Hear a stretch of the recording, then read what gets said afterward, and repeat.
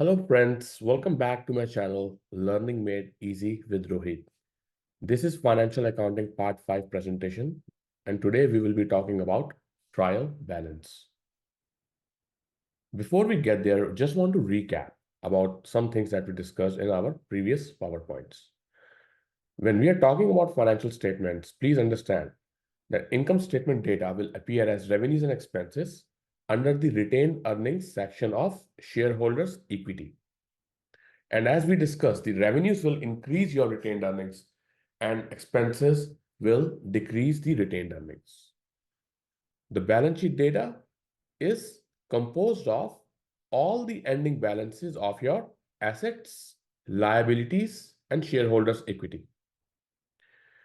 The statement of retained earnings will basically get the net income, carry forward the net income to the statement, subtract the dividends, and produce the ending retained earnings balance, which of course, as mentioned in point number 1, is going to find its way back to the balance sheet in the retained earnings column of the shareholders' equity.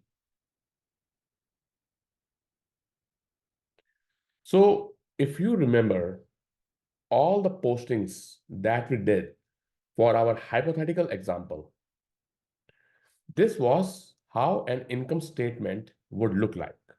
Our service revenue was $7,000. We had wages, rent, and insurance expense of $3,200 total. The net income is $3,800. That $3,800 will carry on to the statement of retained earnings. Now, if you notice, there is no beginning balance. So basically, there is a zero beginning balance. And the reason we discussed last time is because it was a new business, right? So because it was a new business, there was nothing that carry forward. The opening balance was zero. So we add the $3,800 net income for the month, okay, and we subtract the dividends, $2,000, gives us the retained earnings balance of $1,800. And this was how our balance sheet would have looked after we had carried forward all the ending balances of the assets, liabilities, and shareholders' equity. Our ending balance of cash was 32,300, furniture 5,000, office supplies 500, land 15,000, for a total balance of $52,800 in total assets. Liabilities, the only one liability we had was accounts payable, okay, and that was $1,000. Shareholders' equity, we had $50,000 common shares. This was the beginning transaction, the first transaction that Nancy had made when we had started the example. Retained earnings balance $1,800. The shareholders' equity is $51,800. When you add these two numbers, you get your total liabilities in shareholders' equity of $52,800. So your left-hand side equals your right-hand side. Now we will talk about the journal. Journal is the book of original entry. Means that when the management or the accountant are entering transactions, are making postings, they will make all the postings in the journal. So what is a journal? It's basically a sequential record of all your transactions. Okay. So starting from 1 till all the transactions, like let us say if there were 100 transactions in a day. So starting from 1 till the 100, you would find all the transactions in that journal on that very page. Before you make journal entries, there are 3 steps that you have to be careful about. Number 1 is you have to know which account is going to be affected by each transaction. For example, if your business incurred an expense, you should know which account that expense belonged to. Is it an insurance expense? Is it expense for office supplies? Or it could be, an expense that you hired somebody, a contract labor, and you paid for some supplies. Regardless of what expense it is, as management, you must know exactly what kind of expense that is and what account is going to get affected. Number 2, you have to know the debits and credits, meaning what account is going to get a debit, what is going to get a credit. You can think of it as an increase or decrease. Okay, so which account is going to get increased, which account is going to get decreased. And the third thing is that once you have the information, once you are sure, you are going to record in the journal. And this is how that journal looks like. Okay, you're going to have a date, so you're going to put the date, and then you're going to choose the account. So basically there is a drop down menu, okay, not shown on the PowerPoint, okay, because this is just an illustration. There's going to be a drop down menu, okay, so you press that menu, and then you will get options for, this is an example. So your option is cash, option is share capital. Okay, so you know that cash, if you remember the first transaction, okay, Nancy had invested cash in the business. Okay, so the cash came in the business, right? So cash debit $50,000, and share capital credit $50,000. Okay, and then what you will do is you are going to have a place where you would write some kind of explanation. Okay, it could be below these accounts, or it could also be another column over here where you could explain, okay, what kind of transaction this is, just so if you wanted to ever revisit the journal, just to see, okay, just to see the record, you could always come back and check, okay, or confirm what that transaction was, just to match your records. Now the journal is going to have all the entries that you make. Okay, so basically you can open any date and you could see what entries did you make on that date. But one thing that the journal is missing are the T accounts and their balances. That's something you're going to find in the ledger. So basically, what is a ledger? Okay, it is basically a grouping of all the T accounts with their balances. So if you would ever want to, check how much is cash, okay, what portions did we have in cash and what is the ending balance, you could always come to the ledger, okay, and open the respective accounts that you want to check. Now, I would like to specify here, this is very, very important, okay? And this is one of the final PowerPoints where we are discussing the basics of financial accounting. Okay, starting the next PowerPoint, we will get to a little bit of the next level.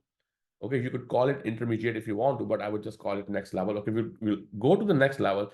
And when we are making entries, we are going to be making entries directly as a journal.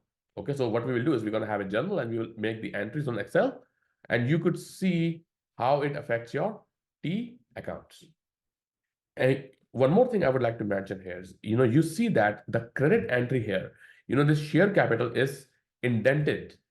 There is a little indent. Okay, so the debit is more towards the left, and there is one indent over here for share capital. This is an accounting convention, you can call it. Okay, so whenever we are mentioning a credit, it's always indented towards right side. Okay, and that's what we will do when we are going to do our practice questions. So that was the ledger, okay, grouping of all the T accounts. Any account that we want to check, we can go back and check the final balance. Just to have this slide, just so you could always review, these were the entries that we had made in our example on the Excel, and the balances you see over here, they're all ending balances for all of these accounts. Okay, so this row number 16 has all the ending balances. And these were the T accounts that were affected by those balances. So for example, you could see the ending cash balance here is 32,300, and you could see the ending balance on the debit side is 32,300. Okay, we can check one in the liability section. You can see the accounts payables ending balance is $1,000, and you could see the accounts payable balance on the credit side is $1,000. And why on the credit side? Again, that is the natural balance. Okay, so your assets are going to have the natural balance at debit side. Liabilities are going to have the natural balance on the credit side, and shareholders' equity is going to have the natural balance on the credit side also. Now, what is a trial balance? Okay, now before we get there, right? So why do we call it trial balance? Because it's basically a trial. You could call it a dress rehearsal. So what happens is, after you have made all the entries and before you start compiling your final balance sheet, you want to make sure that your debits are equal to credits. In other words, you're trying to see whether you have made the right postings or not. Because if the postings are right, your balance sheet is not going to balance. So for that, we do a little dress rehearsal called trial balance in accounting. What this does is it's going to list all the accounts with their ending balances. The convention is that we're going to list the assets, then liabilities, and the shareholders' equity. This is going to show you the debits and all the credits. So basically, they should both be equal. And this is usually prepared at the end of the period. And once our debits and credits equal in the trial balance, we can proceed to basically compiling our or finalizing our financial statements. Okay, so not only balance sheet, obviously your statement of retained earnings and your income statement also. And this is how the trial balance is going to look like. Okay, you will see that these are all the ending balances for our assets. Okay, debit side, liabilities on the credit side, and you can see the shareholder equity on the credit side also. Dividends and all the expenses are on the debit side. The reason is because they will decrease the shareholders equity, and you will see the service revenue is $7,000. Okay, and it will be on the credit side. And when we add all of these up, our debits show equal to credits. So now we are sure that these accounts, okay, and these balances are correct, and we can safely proceed to make our balance sheet, our income statement, and our statement of retained earnings. This brings us to the end of this presentation. And as I mentioned before, okay, this was the last presentation where we discussed the basics of the financial statements and debits and credits, natural balances and things like that. Getting to the next presentation, we will be talking about accounts receivables. Thank you for watching. In the comment section below, please let me know your thoughts about the content and what other topics you would like me to explain to make learning easy for you. Finally, please don't forget to hit the like, subscribe, and the bell icons to get the latest notifications of our videos. See you soon in the next class. Till then, take care.